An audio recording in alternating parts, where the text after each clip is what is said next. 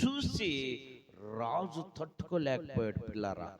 రాజుకి ఆ వెలుగును చూడలేక, ఆ వెలిగించుకున్నటువంటి వెలుగును చూడలేక, వాళ్ళు ముగ్గురుగా వెలిగితే నాలుగో వ్యక్తిని చూడలేక ఆ వెలుగుని రాజు ఏం చేశాడు తెలుసా? సింహాసనం మీద నుండి పరుగులు తీసుకుంటూ వచ్చి, ఓ నాయనా షడ్రక్క, మేషక, అబేద్గోనా, మీరు ముగ్గురు నేస్తే ఇంకో నాలుగో వ్యక్తి ఉన్నారు మీతో. ఎవరైనా నేను ఆరాధిస్తున్నటువంటి జీవము కలిగిన నా యేసయ్య. చెప్పు హల్లెలూయా,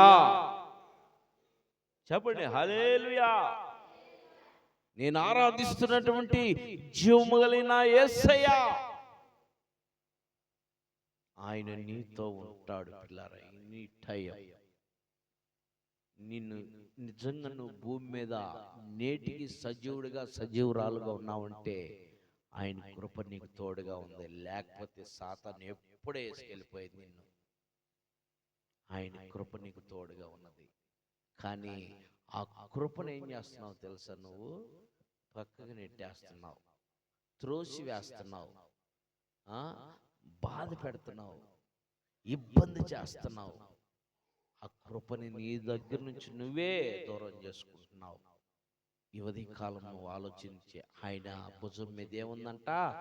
రాజ్యభారం ఉంది. ఈ రాజ్యములో నిన్ను ఉంచాలనే నువ్వు ఏ రీతిలో ఆయనకి దూరంగా ఉన్నావో, ఏ రీతిలో ఆయన్ని దూరంగా పెడుతున్నావో, ఏ విధంగా ఆయన్ని బాధ పెడుతున్నావో, ఏ విధముగా ఆయన్ని హింసిస్తున్నావో, ఏ విధముగా నువ్వు ఆయన్ని దూషిస్తున్నావో, ఏ విధముగా ఆయన్ని నువ్వు వ్యతిరేకిస్తున్నావు, వాటన్నిటిని కూడా ఆయన విడిచిపెట్టి నిన్ను ప్రేమిస్తూ నా కుమారుడా, నా కుమార్తెని నిన్ను తన కౌగిట్లోకి తీసుకుంటానికి ఆయన నీ కోసం పడికాపులకు వస్తూ ఉన్నాడు. ఎక్కడ ఆయన? వాకిటికాడ. హల్లెలూయా. వాకిటికాడ నీ కోసం పడికాపులకు వస్తూ ఎదురు చూస్తూ ఉన్నాడు. నా కుమార్తె వచ్చిద్ది, నా కుమారుడు వస్తాడు, నా కుమార్తె వచ్చిద్ది, నా కుమారుడు వస్తాడని ఎదురు చూస్తూ ఉంటే నువ్వు మాత్రం ఏం వెళ్తాంలే, రేపు వెళ్ళొచ్చులే, ఈరోజు ఏం వెళ్తాం, ఇంత చలి పడుతుంటే ఏమైందిలే, ఏమన్నా అంటాడేంది? ఏమంటే ఆగిపోతాం, ఆగిపోతాం. ఇది కాకపోతే ఇంకో చర్చి, ఇక ఈ ఊరు కాకపోతే ఇంకో ఊరు అన్నట్టు మనం ఉంటున్నాం. నేనేమన్ను, కానీ ఎవరంటారు? నువ్వు వస్తే నీకు బహుమానం ఇవ్వాలని ఆయన సిద్ధంగా ఉన్నాడు. నువ్వు రాకుండా బహుమానం తీసుకోకుండా నువ్వే ఓడిపోతున్నావు. పరుగు పందెంలో పాల్గొన్న వాళ్ళకే బహుమానం వచ్చేది. అమ్మా, కాంపిటీషన్ ఏదైనా ఒక కాంపిటీషన్లో పాల్గొంటేనే బహుమానం ఇచ్చేది. సో ఈ ఉదయకాలపు బహుమానం ఏంటో తెలుసా నీకు? నీ కుటుంబాన్ని క్షేమంగా, నీ బిడ్డల్ని క్షేమంగా, ఇదిగో యోబు తన ఉదయకాలంలోనే లేచంట వారి బిడ్డల కొరకు క్షేమకరంగా ఉండాలని ప్రార్థన చేసేవాడంటే యోబు.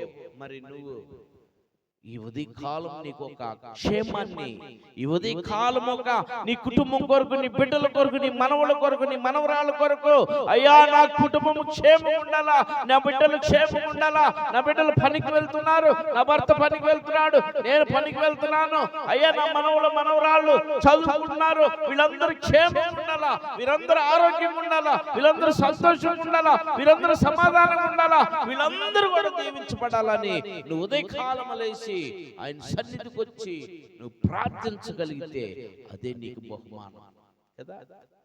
ఈ బహుమానం నువ్వు పొందుకోవాలనే ఈ క్రిస్మస్ 2025 సంవత్సరం నవంబర్ 27వ తారీఖు ఈ ఉదయకాలం దేవుడు నీతో మాట్లాడుతూ నిన్ను హెచ్చరిస్తూ ఉన్నాడు. నువ్వేం చేయాలా?